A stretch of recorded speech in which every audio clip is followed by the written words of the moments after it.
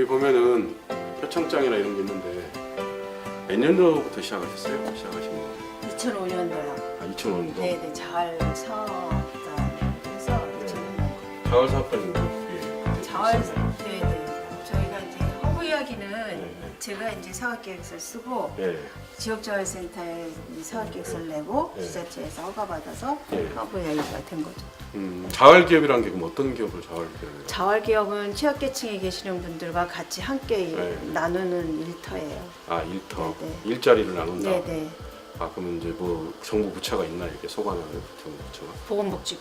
아, 보건복지부에서 네네. 네. 예산이나 이런 거 지원해 주는 건가요? 예산은 그렇게 지원을 하는 게 아니라 예, 예. 이제 보건복지부의 지원을 받아 지자체에서 이제 그 지역자활센터, 예. 지역자활센터에서 예. 저희 이제 사업단을 만들어서 예. 취약계층에 계시는 분들과 같이 일자리를 만들고 예. 일자리 만들어서 공동체 나오고 공동체에서 자활기업 나오는 거예요. 지금 제가 그 듣기로는 자활 기업 뭐 대통령상도 받으시고 또 자활 기업이 이제는 자체적으로 뭔가 자발적으로 할 수 있게끔 협회를 만드셨다고 들었어요.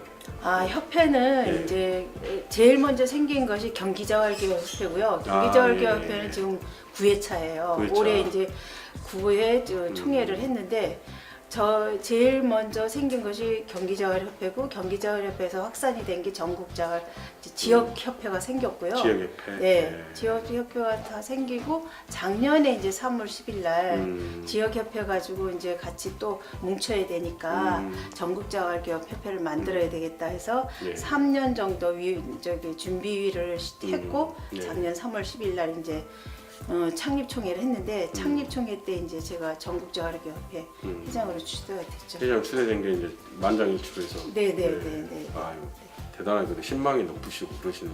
그렇진 네. 않아요. 그렇진 않고 사극 청년 일자리라고 해가지고 청년들은 대학 나오고 다 잘 공부하고 좋은 일자리를 찾는 청년들이 대부분이지만 그 안에 또 사각지대에 있는 청년들이 그렇죠.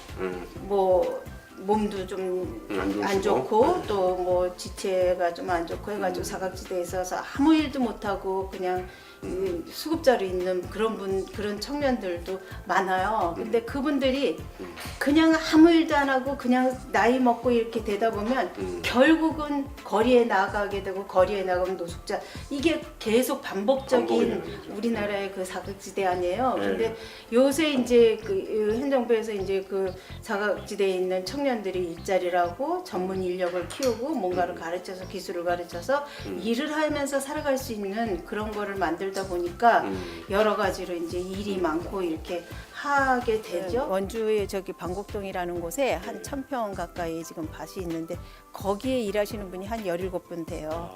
그러니까 거기에서 일하시는 분들 중에 거의 수급자이시고 또 장애 있으신 분들도 있고 뭐 여러 가지 이제 사각지대에 있는 분들이 계시는데 그분들이 이제 거기서 일하시면서 그 이야기가 일을 해서 좋다라는 이야기를 하게끔 만들어진 것이 근데 그분들이 뭐 꼭 일을 열심히 해서 뭐 그간에는 일자리가 없기도 했겠지만 일자리 있는 곳에서 일을 열심히 하고 땀 흘리는 보람을 느끼게 할 수 있는 것이 그게 저희 보람이고요. 또 저희가 이제 대전이라든가 어디 이렇게 가면 공방을 차린 분들이 계세요. 그래서 그 공방도 저희 허브 이야기에서 공예를 배워서 같이 가서 이제 공방을 차리고 또 체험장도 운영하고 하시는 분들이 계셔서 그분들이 삶을 잘 구축해서 나가는 것이 저한테는 보람이고 또 가서 보면 정말 힘들게 살아가긴 하지만 그래도 일하면서 살아간다는 걸 보람을 느낀다면 그거는 그 정말 감사한 일이죠. 그러니까 네. 인생이 어떻게 보면 새로운 그렇죠. 계기가 살 수 있는 계기가 되는. 저부터 그렇죠. 저부터 서울에서 뭐 이렇게 사업 다 정리하고 원주 내려왔을 때는 정말 가방 하나 갖고 내려왔는데 그러면서 이제 몸은 몸대로 병들고 뭐 여러 가지로 정말 힘들 때 내려와서 원주 지역자활센터를 지인으로부터 알게 됐고 그 부분이 이제 저를 다시 제 인생을 살게 해주고 그 사업이 그러면 안 돼서 내려오신 거예요? 그럼요. 다 정리해서 내려온 거죠. 그런데 그러면 그 얘기를 좀 해주시면 좋겠어요. 사업을 망하신 거예요? 대표님? 다 망했죠. 망하고 정말 고향은 여기신가요? 아니에요. 저는 서울이에요. 여기가 여기는 원주로 시댁이에요. 아, 시댁. 네네. 제 남편의 그 저기고 그래서 내려온 것이 그리고 뭐 먹을 게 없다 보니까 이제 지인으로부터 이제 지역자활센터를 이제 의뢰를 받고 가서 일을 하기 시작했는데 그게 제가 인생에서도 지역자활센터를 만났다는 게 제2의 인생에서 굉장히 고맙고 감사한 그런 일자리였고요. 한 달 동안 먹을 게 없어서 절절매다가 한 달 일하고 그때 당시에 저의 페이가 63만 원인가 그렇게 받았어요. 네네. 근데 그 돈이 서울에서 살 때는 63만 원의 돈이 별거 아니고 뭐 있어도 그만 없어도 그만이었던 시절의 돈인데 원주 와가지고 지역자활센터 일하고 수급 그 차상위 계층에 있으면서 그 일을 해서 63만 원에 대한 그 돈이 너무 귀했다라는 거죠.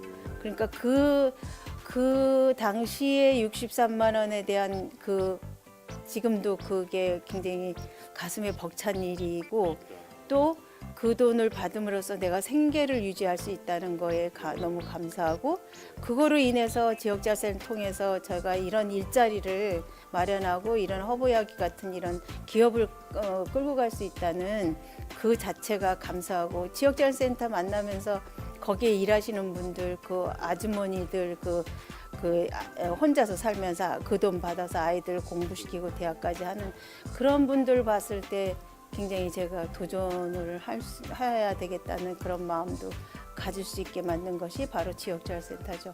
그러니까 지역자활센터 들어올 수 있는 것은 읍면 동사무소를 통해서 일자리를 찾기 위해서 의뢰를 해서 시청이나 지역자활센터를 통해서 일자리를 마련하는 곳이라서 이 지역자활센터에 대한 그 사랑이 저한테는 굉장히 크지요. 그것으로 인해서 제가 인생을 다시 살게 되었으니까. 그렇죠. 네. 참 별거 아닌 그 조그만 어떻게 보면 정책 같지만 그렇죠. 이렇게 상당히 큰 효과를 낼 수 있는 네. 그런 정책이 있는 반면에 네. 돈을 몇 조를 수십조를 투자하고 수천억을 투자해서 만드는 게 어떻게 보면 이런 서민들까지 오지 못하는 일들이 너무 많잖아요. 홍천의 찐빵도 그 자리 잡기까지의 많은 굴곡은 있었지만 그분들이 아무 기술도 없는 상태에서 찐빵 사업을 하면서 거기서 그 자리에서 기술을 익히고 그렇게 이제 홍천 찐빵이라는 그런 지역의 그 브랜드가 나올 수 있을 때까지 노력했다는 게 그분들이 굉장히 감사한 거죠. 그리고 이제 그 찐빵을 또 먹어보니까 맛있어요. 그 네네. 지역에 있는 네, 지역로. 네네네. 보통 우리가 이제 찐빵은 많은 찐빵. 네네네. 많은 찐빵 같은 경우는 이제 짝퉁들 보면 외국 막 밀가루 외국가 갖다가 쓰고 쌀가루 넣고 뭐 이런. 근데 가격도 그렇게 아주 착한 가격에 또 팔고 있는데. 그게 이제 관건이라는 게 지역자활센터는 지자체에서 운영을 해서 지자체에서 중간 조직으로 운영을 하는 거기 때문에 가능하면 지역의 물건과 지역의 모든 것을 쓰고 지역과 같이 연계시켜서 같이 일을 하고 있기 때문에 지역자활센터가 하는 일은 정말 많기도 하고요. 또 좋은 일도 많이 하지만 거기에 종사하시는 그 센터에 계시는 분들이 마인드가 지역에서 나는 거, 지역에서 그렇죠. 모든 것을 지역에서 함께 연계되어야 된다는 그런 생각이 굉장히 꽉 차 있어요. 그래서 저희가 이렇게 한수막 하나를 해도 저희가 인터넷 같은 데는 굉장히 싸잖아요. 근데도 지역에서 그 경제가 일어나야 된다 해서 지역에서 연계가 되고 이렇게 지역에서 하고 있는 거죠. 그러니까 센터의 일들은 사람도 키우지만 지역 경제도 많은 고민을 하고 있는 데죠. 예술로 나가는 거나 뭐 방향성 이런 게 있으실까요? 제가 이제 그 2000년 6월에 제가 뇌 수술을 하고 네요. 뇌종양 수술을 하고 이제 요양차 내려왔다가 여기 이제 자리를 잡은 건데 그때 이제 그 지금 서울 성모병원이죠.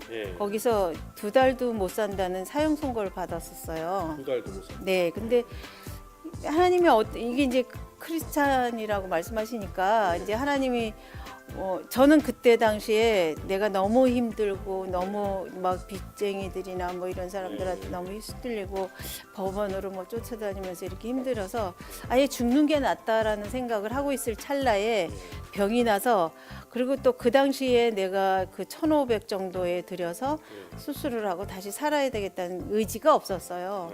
그랬는데 이제 어떻게 남편이 알고 이제 조금씩 이제 뭐 여기저기서 이제 이야기를 해가지고 수술을 받게 됐는데, 그때 당시에 수술을 받고 이렇게 내려왔을 때 이 일들을 할 때 모든 것들이 이건 하나님이 하시는 일이지, 제가 2달도 못 산다는 사람이 수술하고 병원에서 여의도 성모병원에서 수술하고 한 열흘도 안 돼서 퇴원을 해도 좋다는, 그렇게 경과를 좋다는 얘기를 듣고 제가 나오면서 그런 생각을 했어요. 제가 내가 이렇게 제2의 인생을 살 때는 내가 먼저 살던 삶이 아니라 다른 삶을 살아야 한다는 생각이 들었어요. 근데 교회 다니면서 제가 이제 사실은 이제 그 신학 공부까지 다 하고 사역을 하고 그냥 교회 봉사를 하고 이렇게 있을 때인데, 그것이 아니라 제가 저한테 뭔가가 주시는 사명이 있겠다라는 생각을 했는데, 이렇게 이제 지역자활센터를 통해서 이런 길이 있다라는 거는 저는 몰랐고, 그리고 이제 그 협회의 일을 하면서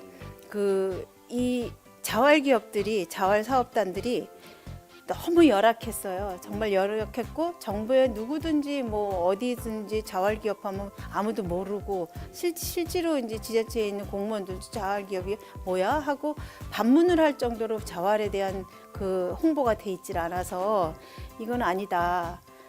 우리가 열심히 일을 하면서 열심히 뭔가를 하려고 하는데 이게 홍보가 너무 안 됐다 보니까 일반 시민들이고 일반인들이든 공무원들이든 관계부처든 자활기업에 대한 그 이해도가 높지 않다 보니까 저희가 사회적 기업은 계속 성장을 하는데 저희는 수면에 가라앉아 있었잖아요. 사회적 기업이 어떻게 보면 자활 기업은 기업이- 사회적 기업 밑에 있는 거네요. 그렇죠. 열악한 환경으로 따지면. 그렇죠. 환경은 자활기업은 제일 밑에 있는 네네 뭐 제일 보이지 필요한- 않는 곳에 필요한 기업이 또 네, 있겠네요. 네, 네. 그러니까 이제 그랬는데 요번에 이제 저희가 이제 협회가 만들어지면서 당사자 조직이 생겼고, 작년에 3월 10일 날 당사자 조직이 생기면서 정부 부처에서도 당사자 조직이 생겼으니 어디로 들어와라, 어디에서 뭔가를 뭐 들어와서 회의를 하자, 이렇게 이제 연계되는 부분들이 많다 보니까 자활기업이 이제 수면에 떠오른 거죠.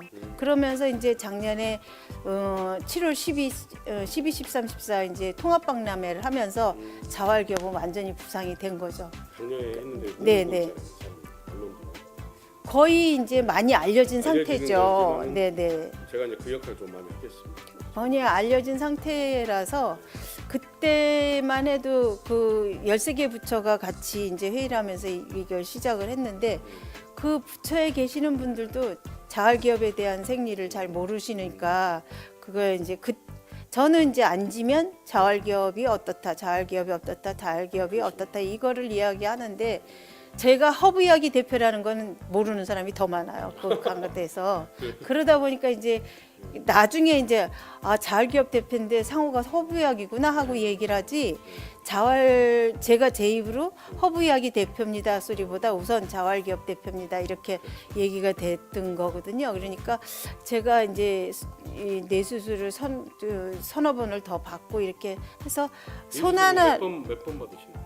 3번, 4번째 했어요. 근데 이렇게 손 지금 계속 하나가 그렇죠. 이게 정리가 안 되고 계속 이제 그 치료를 받고 관리를 받고 있는 상태라서, 그러니까 손 하나도 이렇게 이 망가진 데가 없이. 근데 제가 이제 눈하고 귀가 잘 안 들려요. 이게 이제 장애가 왔어요.